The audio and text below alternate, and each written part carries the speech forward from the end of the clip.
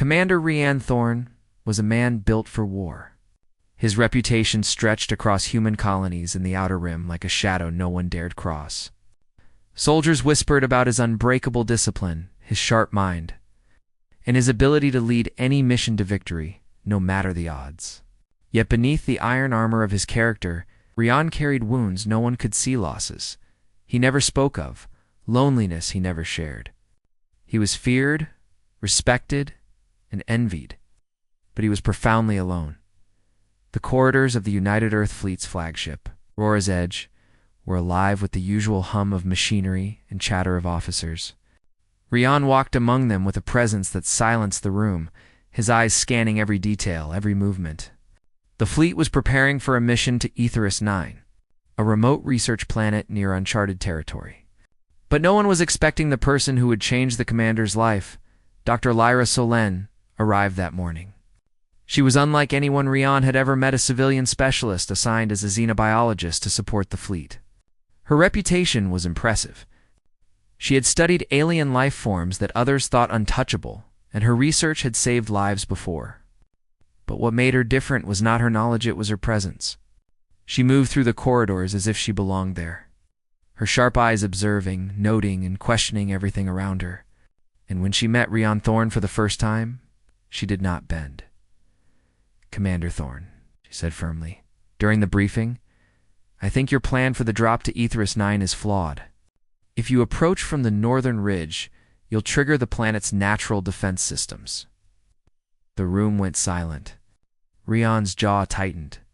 Not one officer had ever dared contradict him, especially not in front of his entire team. He looked at Lyra, his gaze hard, almost cold. "Explain," he said, his voice calm but sharp. Commanding respect, Lyra didn't flinch. "The sensors show bioelectric pulses in the ridge area. They match patterns of territorial behavior. A direct approach will provoke the local fauna and could damage the landing team. There's a safer corridor through the eastern cliffs." For the first time, someone challenged him with knowledge instead of fear. Rian felt a flicker inside, something unfamiliar. He didn't answer immediately. The tension hung in the air, and the team waited silently to see who would yield. Finally, he nodded once. "We'll adjust the approach," he said. The room relaxed, but Rian's mind churned. This woman. She could break him in ways no enemy ever had. The journey to Aetheris 9 was long. Lyra and Rian spent hours in the command deck, reviewing the terrain, studying reports, and debating strategy. Rian realized she was not just smart, she understood things he never could. She saw patterns in alien behavior that he dismissed as irrelevant. Slowly, he found himself relying on her insights, as though he would never admit it out loud. When they reached the planet, the drop went as planned, or so it seemed. The Aurora's Edge dropped the strike team near the eastern cliffs, avoiding the northern ridge as Lyra suggested. But the moment their feet hit the ground, the planet reminded them it was alive. A sudden energy storm surged across the plains, cutting off communications and separating Rian's strike team. Strange creatures, taller than humans, with glowing eyes and swift movements, appeared from the dense foliage. They moved with intelligence and purpose, hunting, herding, surrounding the humans. Rian's first instinct was to fight. He issued orders with precision, taking down creatures with unmatched skill. But Lyra studied the tracks, the movement patterns, and the subtle marks on the ground. She knelt, touching the soil and tracing lines in the dust. "They're not attacking randomly," she said. "They're communicating. There's a rhythm to their movements, almost like language." Rian looked at her incredulously. "Language?" he asked. "They're predators, not diplomats." Lyra shook her head. "If you listen carefully, Commander, you'll see they respond to fear and aggression. If we adapt our approach, we can avoid unnecessary conflict." Rian frowned. He wanted to rely on his instincts, on the way he had always done things. But something in Lyra's calm, confident manner made him pause. She had a perspective he could not deny, and he realized that to survive, he had to trust her. And trusting someone was exactly what scared him most. That night, the team set up a temporary camp in the shadow of jagged cliffs. The alien creatures circled nearby, their movements precise, almost ceremonial. Rian stood outside the tent, scanning the dark horizon, muscles tense, body ready for another fight. Lyra approached quietly, carrying a small kit. "You should rest," she said. "Your body can only take so much." "I don't rest," he replied, not turning to her. "I protect." Lyra knelt beside him, gently inspecting his forearm, where a deep scratch had started to sting. "Even protectors need help sometimes," she said softly, her fingers steady as she applied a salve. "You've been pushing yourself too hard. You're not unbreakable, Rian." Her words hit him harder than any weapon. He had built walls so high that no one could see the man beneath, the man who had cried for fallen comrades in solitude, who had felt guilt and regret weigh on him like gravity. And here was a woman, calm, compassionate, unafraid, tending to his wounds, and speaking truths he could not ignore. "Why do you care?" he whispered, almost to himself. His voice was rough, not from anger, from a vulnerability he had never shown anyone. "Because someone has to," she answered simply, her eyes meeting his. In that moment, Rian felt the fragile threads of his isolation begin to unravel. He did not know if it was fear, gratitude, or something more, but he could not deny the effect she had on him. She was breaking him in ways he did not expect, tanned perhaps. In time, she would also be the one to heal him. The next day, Lyra led a small reconnaissance team deeper into the forest, her eyes sharp and movements precise. Rian followed, silently observing her approach. She spoke to the creatures in subtle tones, noting how they reacted. And even though he did not understand the science fully, he saw it worked. The creatures began to avoid their path, keeping a safe distance. He had never witnessed diplomacy without words. It left him both impressed and unsettled. But Atheris 9 was not done testing them. My afternoon, the rogue alien faction that had been secretly manipulating the planet's native species appeared. Their biomechanical drones attacked in waves, forcing Rian and his team to split. He fought with unmatched precision, but the enemy's numbers and unpredictability overwhelmed him. A creature knocked him off balance, and he fell hard. His arm twisted beneath him. Pain shot through his body, and for the first time in a long while, Rian was helpless. Lyra was there in seconds. She lifted him to safety, her hands firm but gentle. She checked his injuries while the drones circled above, and he felt the strange mix of frustration and relief. He was a commander, yet only she could keep him alive in that moment. "You shouldn't have come for me," he said gruffly. Though his voice lacked its usual authority, "You didn't have a choice," she replied calmly. "And I wasn't about to watch you get destroyed because you refused to listen." He wanted to argue, but the words stuck in his throat. There was no arguing with her. She was right, and he knew it. His soldiers had been trained to follow him, but this was different. This was not a lesson in strategy or combat. This was a lesson in trust and vulnerability, and in recognizing that sometimes the strongest man is the one who allows someone else to carry the weight with him. That night, as the storm raged outside their temporary shelter, Rian sat quietly, staring at the alien sky. Lyra joined him, her presence calm and reassuring. "Tomorrow we move deeper," she said softly. "We have to understand this planet if we are to survive." He nodded, knowing she was right. The creatures were not the only challenge. Beneath the surface, something older, something intelligent, controlled the ecosystem. And only by understanding it, by trusting her insight, could they hope to succeed. As he drifted into a restless sleep, Rian realized something profound. For the first time in his life, someone had seen the man behind the commander, the man who hurt, who feared, who had been alone for too long. Lyra had broken through his walls without even trying, and in doing so, she had begun the process of healing him. Though neither of them fully understood it yet, the next day, the journey into the heart of Atheris 9 would begin. The planet held secrets, dangers, and revelations that would test them both. But for the first time, Rian felt a sliver of hope, not just for survival, but for something more. He would not admit it yet, but he knew this woman was the only one who could both break him and heal him alike. And in a universe of endless stars and unseen threats, that knowledge was more powerful than any weapon he had ever wielded. Part 1 ends. With Rian and Lyra standing at the edge of the alien forest, ready to venture into the unknown together, their fates intertwined in ways neither could yet foresee. Rian and Lyra stood at the edge of the dense alien forest. Aetheris 9 stretched endlessly before them, glowing with soft bioluminescence, and the air vibrated with quiet energy. The planet felt alive, breathing beneath their feet, moving beneath their gaze. Strange creatures darted in the shadows, observing without aggression. Lyra knelt to examine the soil, tracing lines with her fingers as she murmured, "The patterns are not random. The planet itself communicates through its life forms. We just have to listen." Rian watched her work. He had faced countless enemies across the star's alien empires. Rogue mercenaries, deadly environments, but nothing had prepared him for the intelligence embedded in a living world. His training told him to strike first and ask questions later, yet he could not ignore the calm authority Lyra displayed. For the first time, he allowed someone else to guide him. "Lead the way," said quietly, his voice low but full of trust. It was a word he rarely spoke, and it surprised even him. Lyra smiled briefly, her eyes warm but focused. "Stay close. The creatures sense fear and aggression. They will test us."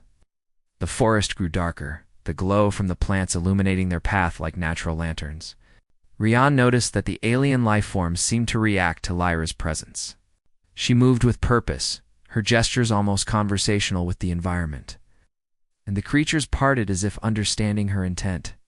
Rian marveled at her connection to the planet and felt a growing respect, not just for her mind, but for her courage and empathy. As they delved deeper, the air became thick and pulsing, almost electric. Lyra paused and extended her hand. "We're close to the control node. This is where the planet's intelligence interacts with the external world, but it is being manipulated." Rian's eyes narrowed. "By whom?" "The rogue alien faction," Lyra replied. "They've been using stolen technology to force the planet's life forms to attack human colonies.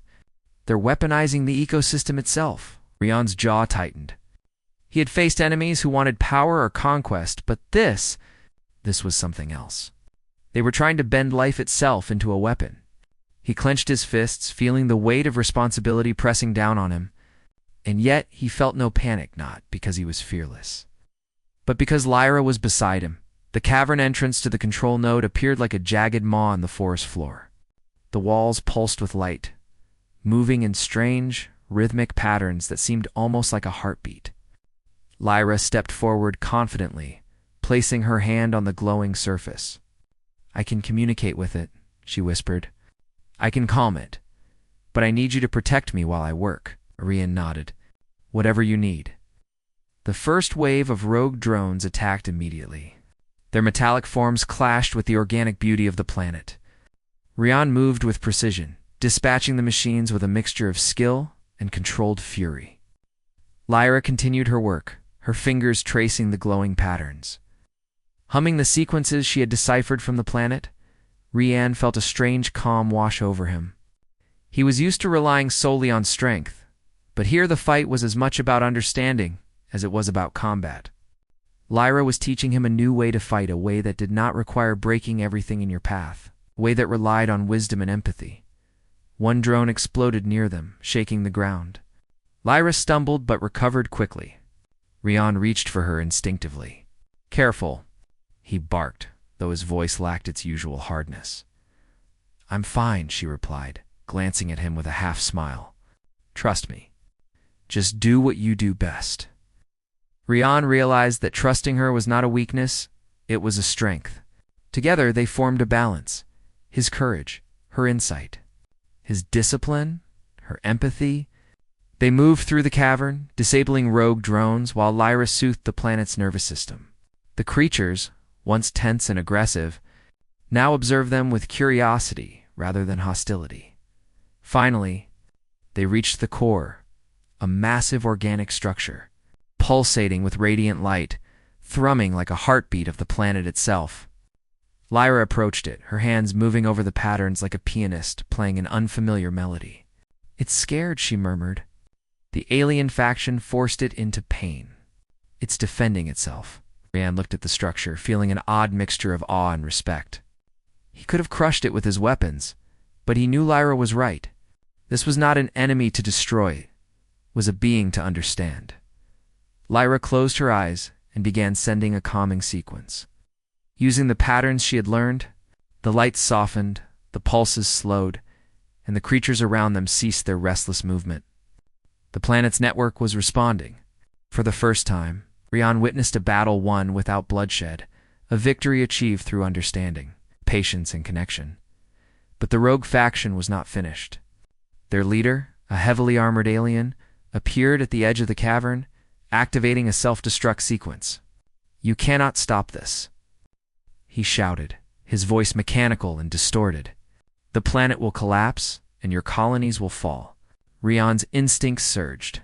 He ran toward the control panel, ready to disable it manually. Lyra grabbed his arm. "We do this together. We can't risk one of us getting trapped." Together, they worked in tandem, Rian using his precise coordination to move through dangerous sections, Lyra guiding him with her understanding of the system. Sparks flew, the cavern shook, and time seemed to stretch as they raced against the countdown. Finally, with a synchronized effort, Lyra sent the final calming sequence. Neutralizing the self-destruct and releasing the alien faction's control over the planet, the drones deactivated, the rogue leader fled, and the creatures of Aetheris 9 returned to peaceful behavior. Rian leaned against the pulsating wall, breathing heavily. For the first time in years, he felt something he had not allowed himself to feel: relief, pride, and an unfamiliar warmth that had nothing to do with victory in combat. Lyra stood beside him, her hand brushing his shoulder. "You did it," she said softly. "We did it." Rian shook his head, a small smile breaking through his usual stoicism. "No, you did it. I just followed your lead." Lyra laughed quietly, the sound warm and comforting. "Good, because that's how it's supposed to be. Strength alone isn't enough. Sometimes it's understanding, compassion, and trust that win the day." For the first time, Rian truly understood her words. He had been strong, yes, but he had been incomplete. Lyra had broken through his walls, showing him that he did not have to face everything alone. And in doing so, she had healed a part of him he had long ignored. The return to the fleet was calm. The creatures of Aetheris 9 followed them to the edge of the forest briefly, curious but not threatening. When they arrived, Rian was welcomed as a hero, his skill and courage praised as always. Yet he noticed the difference in himself. He smiled more easily. He spoke with less rigidity. He listened, and he noticed Lyra, standing beside him, quiet and observant. Her presence a reminder of what he had learned: strength without understanding is nothing. But combined, they were unstoppable. Later, aboard the flagship, Rian found a quiet moment to speak with Lyra. "You broke the man everyone thought I was," he said quietly, his voice soft but steady. "And you healed the man I forgot I could be." Lyra met his eyes, her own reflecting both relief and warmth. "Good. Because humanity needs both of us now." Rian nodded, feeling the weight of responsibility still present, but lighter somehow. He had faced enemies that wanted to destroy human colonies, rogue factions that threatened to bend life itself into a weapon, a planet alive with intelligence beyond comprehension. He had survived because he was skilled, but more importantly, he had survived because he had trusted someone else and allowed himself to be vulnerable. The stars beyond the flagship glimmered like scattered diamonds. Rian knew the universe would continue to test humanity. There would be more threats, more challenges, more battles. But he also knew something new, that there were people worth trusting, people worth leaning on, and people who could see the man behind the commander, a man who needed more than just strength to survive. Lyra stood beside him as he looked out at the vastness of space, a quiet reminder of what had changed in him. The unbreakable commander had been broken, but in a way that made him stronger than ever, and for the first time in a long while, Rian Thorne allowed himself to feel hope not just for humanity, but for the connection he had found with the only woman who could break him and heal him alike. The universe awaited them, vast and full of unknown dangers. But together, they were ready. Together, they could face anything.